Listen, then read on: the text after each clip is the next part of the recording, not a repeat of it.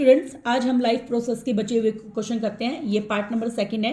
First video में मैंने आपको काफ़ी क्वेश्चन करवाए थे, अब हम बचे हुए क्वेश्चन कर रहे हैं। देखिए, what are the component of transport system in human beings, what are the function of these component. देखिए, हमारे शरीर के अंदर क्या क्या ट्रांसपोर्ट सिस्टम है उसके बारे में हमें बात करनी है। देखिए, हमारे शरीर के अंदर हार्ट होता है, हार्ट में क्या होता है, ब्लड, ठीक है।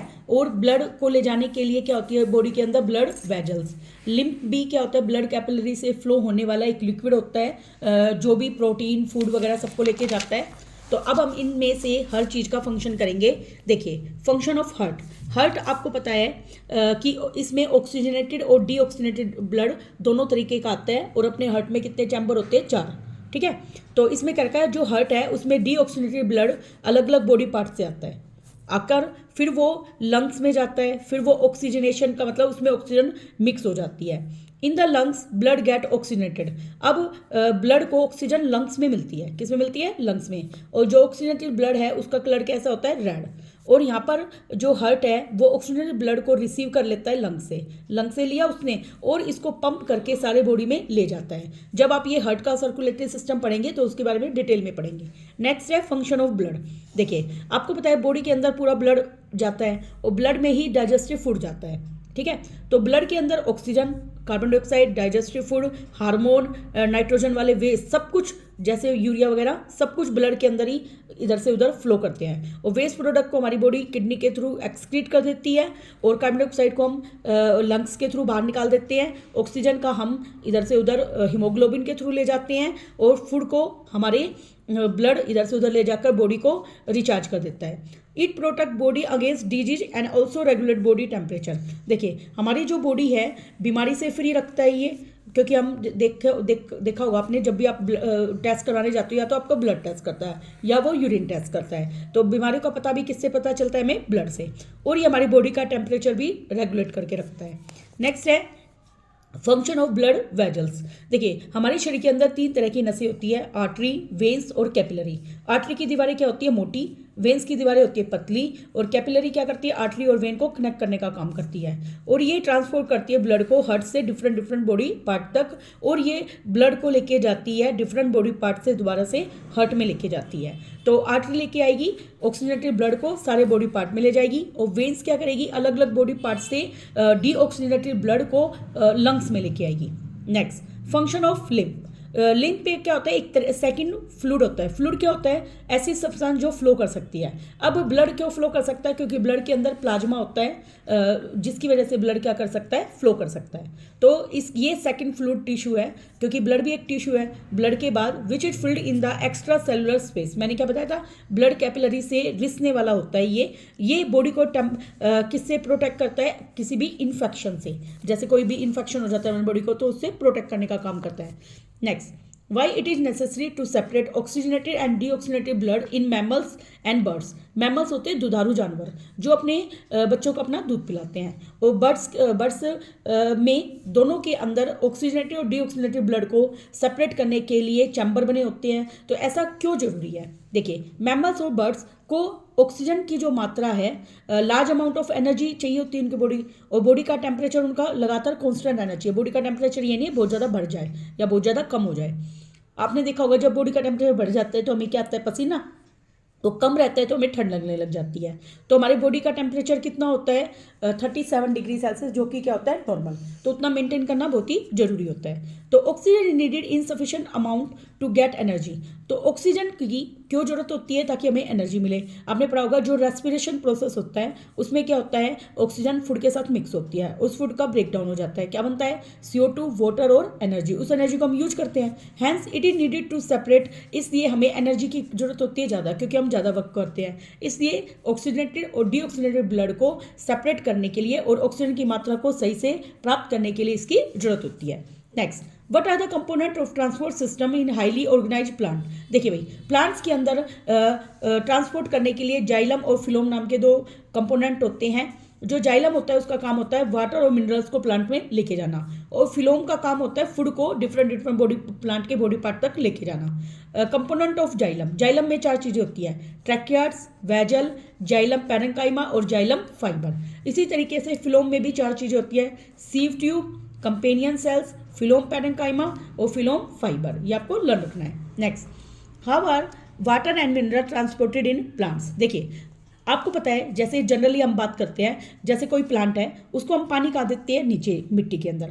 मिट्टी में जो रूट होती है, रूट के ऊपर जो छोटे छोटे बाल होते हैं उनको बोलते हैं रूट हेयर। तो प्लांट्स क्या करेंगे, इन रूट हेयर के थ्रू पानी को लेके जाएंगे, पानी को लेके जाएंगे, नीचे से पानी कहाँ जाएगा, ऊपर। तो पानी की मूवमेंट कहाँ से कहाँ तक है भाई, डाउनवर्ड टू अपवर्ड। और प्लांट के सारे बॉडी पार्ट तक पानी पहुंचना बहुत ही जरूरी है। एक्सेस वाटर को प्लांट क्या करते हैं, ट्रांसपायरेट कर लेते हैं, जिसकी वजह से एक्सेस जो वाटर है, पानी की बूंदें प्लांट की पत्तियों पर जमा हो जाती है। तो इसलिए क्या रखा है, जिस प्लांट्स में जो ट्रांसपोर्ट होता है वाटर और मिनरल्स का, वो जाइलम लेके जाता है। अभी थोड़ी देर पहले पढ़ा था, जाइलम का काम होता है पानी और मिनरल्स को लेके जाना। और मिनरल्स कैसे जाते हैं, पानी में घुलने के बाद। जो रूट्स होती है प्लांट की, उनमें रूट हेयर होते हैं। ये रूट हेयर डायरेक्ट कॉन्टैक्ट में होते हैं मिट्टी के, पानी और जो मिनरल है वो सब रूट हेयर में एंटर करते हैं। वो कौन सा प्रोसेस होता है, ऑस्मोसिस।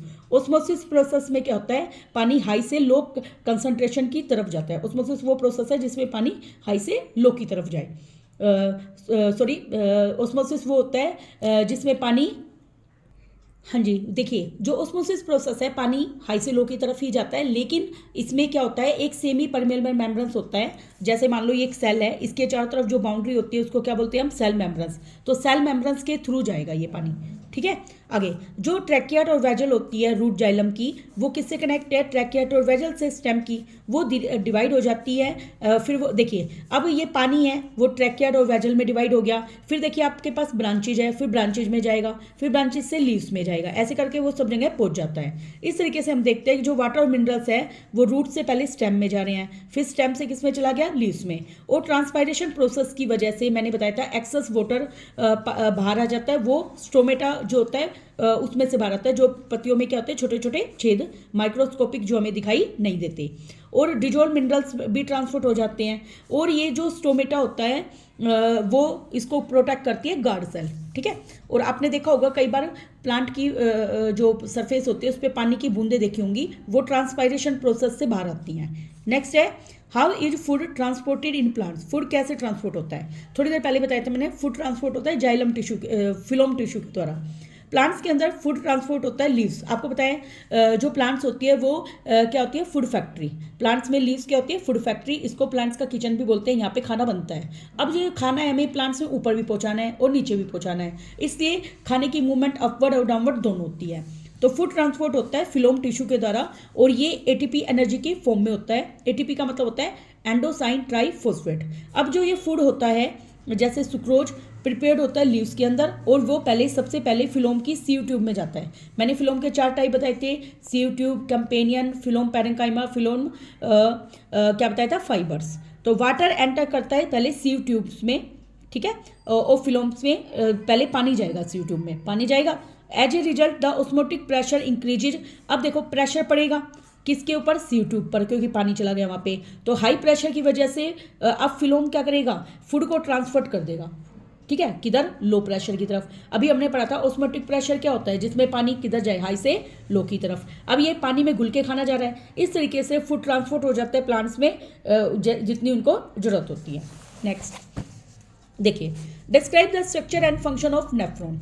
देखिए जो नेफ्रॉन होती है, सबसे पहली बात वो किडनी के अंदर फिल्टरिंग यूनिट होती है, और ये नेफ्रॉन काफ़ी ज़्यादा होती है किडनी के अंदर।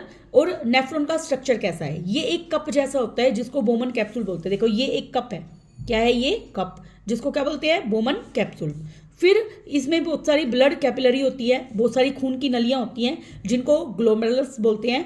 A coil tube comes out from Bowman capsule. अब देखो ये कॉइल ट्यूब दिख रही है आपको, कॉइल मतलब मुड़ी हुई ट्यूब है ये। This tube form U shape structure. देखिए इसकी शेप कैसी है, यू। इसका दूसरा नाम लूप ऑफ हैनल भी होता है, Henle. It again form a coil tube which opens into the collecting tubule. अब देखो ये दोबारा कोइल ट्यूब, देखिए काफ़ी कोइल्ड है ना ये। फिर वो एक पेड़ जैसी शाखा बना देना आप, और यहाँ पे कलेक्टिंग डक्ट है जो यूरिन को कलेक्ट करेगा, तो इसमें ये ओपन होती है। वर्किंग क्या है नेफ्रॉन में, देखिए जो रेनाल आर्टरी होती है उसका काम होता है ब्लड को बोमन कैप्सूल तक लेके जाना। देखिए रेनाल आर्टरी क्या करेगी, गंदा ब्लड लेके आएगी। और ग्लोमेरुलस में जो ब्लड है वो फिल्टर होगा, और यहाँ पे ब्लड फिल्टर होएगा। ब्लड में क्या क्या हार्मफुल सब्सटेंस है, यूरिया और यूरिक एसिड वो ब्लड से फिल्टर हो जाएगा। और जो यूजफुल सब्सटेंस है जैसे ग्लूकोज है ब्लड में, मैंने कहा था वेस्ट भी ब्लड में होता है और यूजफुल सब्सटेंस भी ब्लड में होती है। अब जो यूजफुल है वो क्या है, ग्लूकोज, अमीनो एसिड, मिनरल्स, ये सब वापस से ये भी मिक्स होते हैं यूरिया में। जैसे ही उसको फिल्टर करते हैं तो क्या आएगा, वो यूजफुल सब्सटेंस को तो एब्जॉर्ब कर लेगा और वेस्ट मटेरियल को यूरिन के थ्रू बाहर निकाल देगा और वो सारा मटेरियल कहाँ पे कलेक्ट हो जाएगा, यूरिनरी ब्लैडर के अंदर। देखिए ये हमारे पास एक एक्सक्रीटरी सिस्टम का डायग्राम है। देखिए हमारे पास कितनी किडनी है यहाँ पे, 2। कईयों के जन्म से एक किडनी भी होती है। जो किडनी होती है हमारे बैक में होती है। और देखिए ये मेरे हाथ का कौन सा है, राइट हैंड साइड, ठीक है। ये राइट है तो इधर मुझे क्या दिखाई देगा, लेफ्ट, तो इसको बोलूंगी मैं लेफ्ट किडनी, इसको बोलूंगी मैं राइट किडनी। अब आपको ये रेड कलर दिख रहा है और ये ब्लू कलर दिख रहा है ना। तो रेड कलर में आपको देखो ये एरो लगी हुई है, ये है रेनाल आर्टरी। ये क्या करेगी, गंदा ब्लड लेके आएगी। गंदा ब्लड किस में लेके आएगी, इस किडनी के अंदर। किडनी में क्या है, बोमन कैप्सूल, ठीक है, नेफ्रॉन, बहुत सारी यूनिट्स होती है। ये मतलब ये नहीं है एक ही होती है, बहुत सारी होती है ये।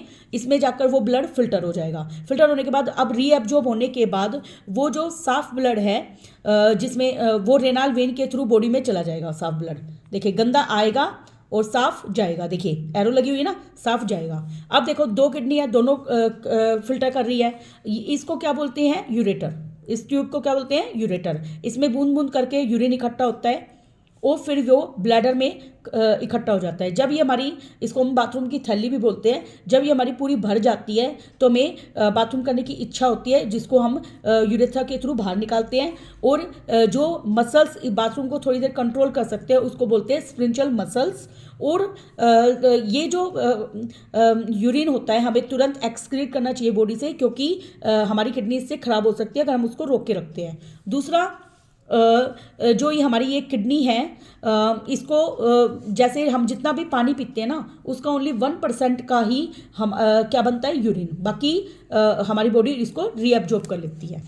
नेक्स्ट देखिए, what are the method use by plants to get rid of excretory product. अब हमें बताने हैं प्लांट्स क्या क्या चीज़ एक्सक्रीट करते हैं। देखिए यहाँ से याद करना है आपको, प्लांट O2 गैस को जो फोटोसिंथेसिस में बनी होती है उसको भी एक्सक्रीट करते हैं, लीव्स में स्टोमेटा जो छेद होते हैं उसके द्वारा। नेक्स्ट, प्लांट CO2 को भी रिलीज करते हैं रेस्पिरेशन प्रोसेस के दौरान, वही स्टोमेटा से। तो मतलब ऑक्सीजन और CO2 का एक्सचेंज कहाँ पे उससे हो रहा है, स्टोमेटा से। कुछ प्लांट्स क्या करते हैं, अपनी पत्ती को शेड ऑफ कर देते हैं ताकि वेस्ट मटेरियल से वो छुटकारा पा सके। तो पत्ती उनकी गिर जाएगी। आपने देखा होगा पतझड़ के मौसम में सारी पत्तियां गिर जाती हैं और नई पत्ती आ जाती है। प्लांट्स क्या करते हैं, वेस्ट मटेरियल को स्टोर करते हैं अपने फूड वैक्यूल के अंदर। और कुछ वेस्ट मटेरियल होता है जैसे रेसिन, गम, वो प्लांट्स में निकलता रहता है जो कि उनके ओल्ड जाइलम में सेव होता है। और प्लांट्स क्या करेंगे, रिलीज करते हैं कुछ वेस्ट मटेरियल को सराउंडिंग सोइल के अंदर। और जो एक्सेस पानी होता है वो ट्रांसपायरेशन प्रोसेस से क्या जाता है, बाहर। देखिए नेक्स्ट क्वेश्चन है, how is amount of urine produce regulated. देखिए जो अमाउंट यूरिन का वो किडनी के द्वारा यूरिन निकलता है, ये डिपेंड करता है कि कितना एक्सेस पानी और वेस्ट डिजोल्व हो गया है वाटर के अंदर। अब क्वांटिटी ऑफ वाटर, देखिए जब वाटर एक्सेस होता है टिश्यू में, हमारी टिश्यू में ज़्यादा पानी इकट्ठा हो जाता है, तो यूरिन को हमें एक्सक्रीट करना पड़ता है लार्ज अमाउंट में, क्योंकि पानी एक्सेस हो चुका है। जब पानी कम होता है तो वो कम अमाउंट में निकलता है। तो इसे क्या रखा है, the tissue the amount of urine excreted in more, when the amount of water is less in the tissue then the amount of urine excreted in more. तो उस वक्त भी क्या होती है, ज़्यादा। आगे, quantity of dissolve waste, dissolve waste such है जैसे यूरिया पानी में यूरिन में घुल जाता है, यूरिक एसिड घुल जाता है, साल्ट घुल जाता है, वो भी हमारी बॉडी से क्या निकलता है। तो जब more quantity of dissolve waste in the body more quantity of water, देखिए जितना ज़्यादा डिजोल्व वेस्ट होएगा उतना ज़्यादा यूरिन बनेगा, देयरफॉर अमाउंट ऑफ यूरिन भी क्या होगी, मोर। नेक्स्ट है हार्मोन। कुछ हार्मोन होते हैं जो क्या करते हैं, यूरिन को कंट्रोल करते हैं। ये हार्मोन क्या करेंगे, क्वांटिटी ऑफ वाटर को रेगुलेट रखेंगे और पानी में जो सोडियम साल्ट है उसको एंटर और उसका एग्जिस्टेंस वो नेफ्रॉन के द्वारा होता है। नेक्स्ट हमारे टेक्सचुअल क्वेश्चन आ चुके हैं। देखिए एक्सरसाइज के क्वेश्चन करते हैं। The kidney in human beings are a part of system of, excretory system का पार्ट है, अभी थोड़ी देर पहले किया है हमने। Xylem in plants are response, xylem किसके लिए रेस्पॉन्सिबल है, वाटर और मिनरल्स के लिए, तो ट्रांसपोर्ट ऑफ वाटर हो गया। ऑटोट्रोपिक मोड ऑफ न्यूट्रिशन के लिए क्या चीज़ें चाहिए होती है, देखो ऑटोट्रोपिक का मतलब फोटोसिंथेसिस। फोटोसिंथेसिस के लिए 4 चीज़ें बताई थी, कार्बन डाइऑक्साइड, वाटर, सनलाइट और क्लोरोफिल। नेक्स्ट है break down of private of given carbon dioxide water और एनर्जी कहाँ पे टेक प्लेस करता है, माइटोकॉन्ड्रिया, ये हम पहले कर चुके हैं। Next, how are fat digested in our body, fat का डाइजेशन कैसे होता है। देखिए फैट का डाइजेशन होता है स्मॉल इंटेस्टाइन के अंदर। देखिए मैंने बताया था जो लीवर होता है उसमें बाइल डक्ट होती है और एक पैनक्रियाटिक जूस, दोनों फैट के ऊपर काम करते हैं जो कि पैनक्रियास से निकलता है। हमने पेट के नीचे लीफ लाइक स्ट्रक्चर देखी थी पिछली क्लास के अंदर। जो बाइल जूस है वो क्या करेगा, बड़े बड़े फैट मॉलिक्यूल को छोटे छोटे फैट मॉलिक्यूल में कन्वर्ट करेगा, इसी को हम बोलते हैं इमल्सिफिकेशन। इसकी वजह से जो एंजाइम है उसको सरफेस एरिया क्या मिल जाएगा, ज़्यादा। जो लाइपेज एंजाइम है पैनक्रियाटिक जूस में वो किसको ब्रेक डाउन करेगा, इस छोटे छोटे फैट मॉलिक्यूल को। देखिए अब क्या हो रहा है, फैट के ऊपर सबसे पहले इमल्सिफाइड फैट का मतलब बड़े फैट मॉलिक्यूल से छोटे फैट मॉलिक्यूल बन गए, उस पर काम किसने किया था, बाइल जूस। फिर इस फैट मॉलिक्यूल को पैनक्रियाटिक जूस ने तोड़ा, फिर उसको फैट को ब्रेक करा। ब्रेक करने के बाद इंटेस्टाइन, जो स्मॉल इंटेस्टाइन में जूस निकला है, उस फैट को फैटी एसिड और ग्लिसरॉल में कन्वर्ट कर देगा। ये पूरी का समअप हो रहा है यहाँ पे। नेक्स्ट देखिए most important question, what is the role of saliva in digestion of food. देखिए हमारा जो स्लाइवा है, हमारे लोअर टंग के अंदर जो सैलिवरी ग्लैंड होती है वो स्लाइवा निकालती है। देखो उसके अंदर टाइलिन नाम का एक एंजाइम होता है जिसको हम सैलिवरी अमाइलेज भी बोल सकते हैं, इसका दूसरा नाम है। वो स्टार्च को किस में कन्वर्ट कर देता है, शुगर के अंदर। नेक्स्ट, स्लाइवा हमारे माउथ की कैविटी को क्लीन रखता है, सॉफ्ट रखता है। आपने देखा होगा ना, जैसे कोई अच्छी सी चीज़ देखकर हमारे मुंह में पानी आ जाता है तो हम क्या कहते हैं, माई माउथ इज वाटरिंग। वो वाटर नहीं होता, वो क्या होता है, स्लाइवा।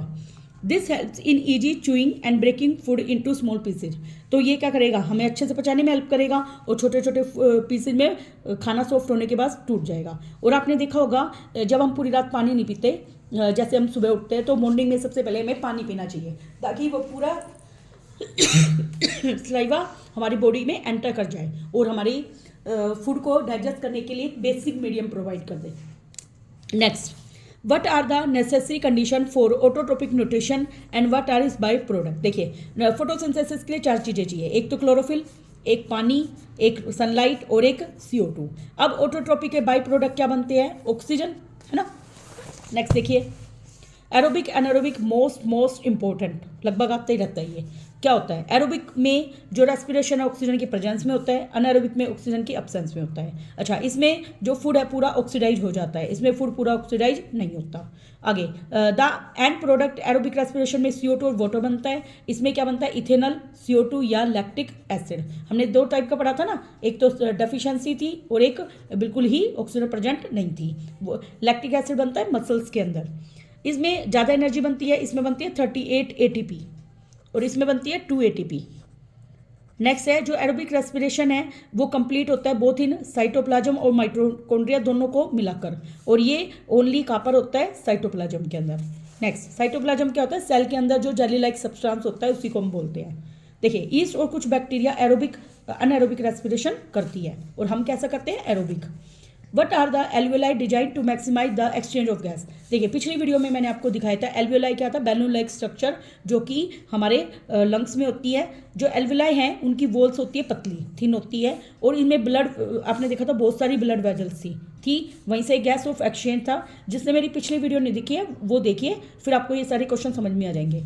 तो फिल्ड एल्वियोलाई से भर गए थे और यहाँ से ब्लड आसानी से जा रहा था। एल्वियोलाई में बैलून जैसे स्ट्रक्चर थी, वो क्या कर रहे थे, मैक्सिमम सरफेस एरिया दे रहे थे, किसके लिए, गैस एक्सचेंज के लिए। Next, what would be the consequences of deficiency of haemoglobin in our body. देखिए भाई, अगर हमारी बॉडी में हीमोग्लोबिन की कमी हो जाए तो उसके क्या प्रभाव होंगे। देखिए अगर हीमोग्लोबिन की कमी है, हीमोग्लोबिन का काम होता है ऑक्सीजन को अपने साथ बांधे रखना। अगर वो ऑक्सीजन को अपने साथ बांधे नहीं रखेगा तो इंसान क्या करेगा, जल्दी उसका सांस ऊपर नीचे होने लग जाएगी, मतलब वो हाफने लग जाएगा, थोड़ी सी दूर चलेगा वो हाफने लग जाएगा। ठीक है, तो इसलिए हीमोग्लोबिन का होना बहुत ही जरूरी है। तो deficiency of oxygen in our body, इसकी वजह से एनीमिया नाम की बीमारी होती है। इस डेफिशिएंसी ऑफ हीमोग्लोबिन की वजह से जो ऑक्सीजन है वो हमारी बॉडी को कम मिलेगी। कम मिलने की वजह से जो ऑक्सीडेशन ऑफ फूड है वो भी कम होएगा, वो फूड का ठीक से ब्रेक डाउन नहीं हो पाएगा, इससे हम बीमार पड़ जाएंगे। बीमार पड़ने से हमारी बॉडी धीरे धीरे फैटिग मतलब मोटी होती चली जाएगी, क्योंकि फैट भोजन डाइजेस्ट हो नहीं रहा, वो फैट के रूप में स्टोर होता जा रहा है। इससे हमारा जो बॉडी वेट है इसे क्या रखा है, this would reduce body weight and we would feel weakness. देखिए अब फूड डाइजेस्ट नहीं हो पा रहा, डाइजेस्ट नहीं हो पा रहा तो वो फूड ब्लड में पहुंच नहीं पा रहा, और ब्लड ही बॉडी को इधर से उधर देता है हमारा डाइजेस्टिव फूड, तो इसका मतलब हमारा बॉडी वेट क्या हो जाएगा, कम, और हम क्या फील करने लग जाएंगे, बॉडी में weakness. Next, define double circulation इन ह्यूमन बींग्स, मोस्ट इंपॉर्टेंट। देखिए डबल सर्कुलेशन क्या होता है, देखो ह्यूमन हार्ट में जो ब्लड होता है वो 2 बार एंटर करता है और ये 2 बार ही पंप होता है। मैंने बताया था ऑक्सीजनेटेड और डीऑक्सीजनेटेड ब्लड। जो डीऑक्सीजनेटेड ब्लड है वो कहाँ से आता है, राइट एट्रियम से वेना कावा में, और जब ये राइट एट्रियम कॉन्ट्रैक्ट हो जाता है तो राइट वेंट्रिकल में जाता है, और इस तरीके से जो पल्मोनरी आर्टरी और ये सब इसको लेके जाती है। अब मैं इसकी एक वीडियो दिखाती हूँ आपको। देखिए हमारी बॉडी में ये जो हार्ट है वो पंपिंग ऑर्गन है। आपको ये ब्लू लाइन दिख रही है वो क्या है, डीऑक्सीजनेटेड ब्लड, और जो रेड लाइन दिख रही है वो कैसा है, ऑक्सीजनेटेड ब्लड। तो ये ऑक्सीजनेटेड और डीऑक्सीजनेटेड ब्लड लगातार चलता रहता है हमारी बॉडी में। अब ये हार्ट की पंपिंग कैसे होती है, एक तो जो हार्ट है वो हमारी मुट्ठी के आकार का होता है और ये थोड़ा सा हमारा राइट में होता है। अब देखिए हम इसको कैसे देखेंगे, देखिए ये कैपिलरी है जो आर्टरी और वेन को क्या करती है, कनेक्ट करने का काम करती है। देखिए कैसे सर्कुलेशन लगातार हो रहा है, इसमें लगातार इसका सर्कुलेशन चलता रहेगा।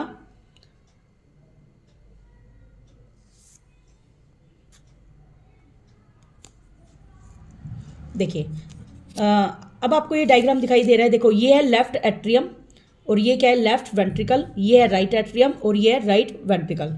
अब मैंने बताया था आपको कि यहाँ से ब्लड एंटर करेगा। अगर ब्लड यहाँ से एंटर करता है तो इसके ऊपर प्रेशर लगेगा, ये वाल्व खुल जाएगा। देखिए यहाँ पे वाल्व के नाम है, ठीक है, वाल्व के नाम वैसे तो आपको याद नहीं करने हैं इसमें। तो अब ब्लड यहाँ पे चला जाएगा, फिर यहाँ से होता हुआ वो पूरी बॉडी पार्ट में चला जाएगा। अभी आप इस वीडियो में देखेंगे।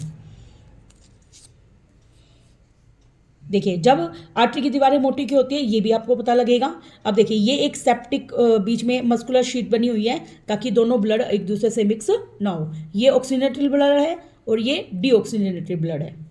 अब देखिए ये ब्लड एंटर कर रहा है, काफ़ी प्रेशर के साथ ये एंटर करेगा। देखिए ये क्या है, काफ़ी प्रेशर के साथ एंटर करेगा। देखिए हमारे किस पे जोर पड़ा है, ये लेफ्ट पल्मोनरी वेन इसको लेके आ रही है, और ये किस पे जोड़ पड़ा है, हमारा लेफ्ट एट्रियम पे। अब ये ब्लड जाएगा, ये वाल्व खुल जाएगा और लेफ्ट वेंट्रिकल में चला जाएगा ब्लड। अब देखो यहाँ से ऑक्सीजनेटेड ब्लड है तो ये अब देखिए ये वाला वाल्व खुलेगा हमारा, इस वाल्व से होते हुए वो पूरे बॉडी पार्ट में ब्लड जाएगा।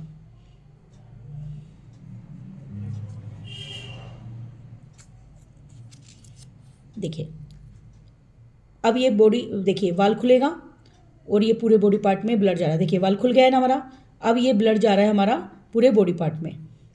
देखिए ये आ गया हमारा ब्लड, सारे बॉडी पार्ट में ब्लड ये जाएगा।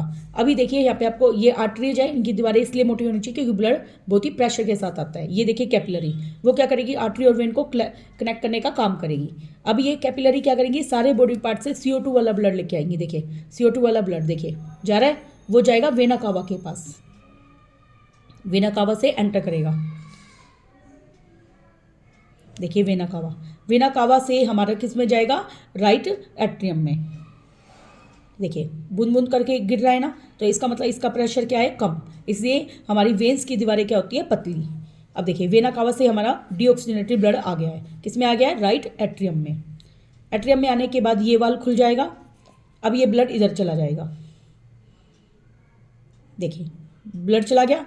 अब ये ब्लड देखिए यहाँ से CO2 एक्सक्रीट हो जाएगी हमारी बॉडी से, लंग्स CO2 को क्या कर देंगे, एक्सक्रीट, और फिर दोबारा से ये ब्लड वापस से इधर आएगा ऑक्सीजन मिक्स होने के बाद। ऐसे इस तरीके से सर्कुलेशन चलता रहेगा हमारे ब्लड का। यही आपका इसमें दिखा रखा है। देखिए यही मैंने आपको क्वेश्चन में बताया है। तो यहाँ पे ब्लड हमने देखा कितनी बार आया था, 2 बार।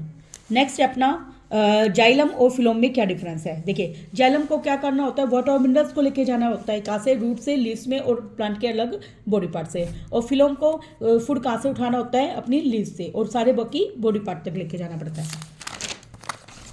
नेक्स्ट है अपना, देखिए जो ट्रैकियाट और वेजल है वो जाइलम की हेल्प करती है, इसमें सी ट्यूब हेल्प करती है फूड को ट्रांसपोर्ट करने के लिए। जो जाइलम है वो वाटर मिनरल्स को अपवर्ड में लेके जाता है, ये दोनों डायरेक्शन में जाती है, अपवर्ड भी और डाउनवर्ड भी। Next alveoli in lungs and nephron in kidney में क्या डिफरेंस है? देखिए, जो एल्वियोलाई है आपको पता था वो लंग्स में होता है, मैंने बताया था। जो नेफ्रॉन है वो किडनी का पार्ट है। जो एल्वियोलाई है उसमें क्या होता है, CO2 और O2 में गैस एक्सचेंज होते हैं, क्योंकि इसमें बहुत सारी ब्लड कैपिलरीज होती हैं। और नेफ्रॉन क्या करता है, ब्लड को फिल्टर करता है। Next, they provide maximum surface area, इसमें गैस एक्सचेंज का सरफेस एरिया है और इसका सरफेस एरिया इतना ज़्यादा नहीं होता। एक लंग के अंदर 30 करोड़ एल्वियोलाई होते हैं, ये याद रखना। और नेफ्रॉन की संख्या होती है 10 lakh. Thank you very much.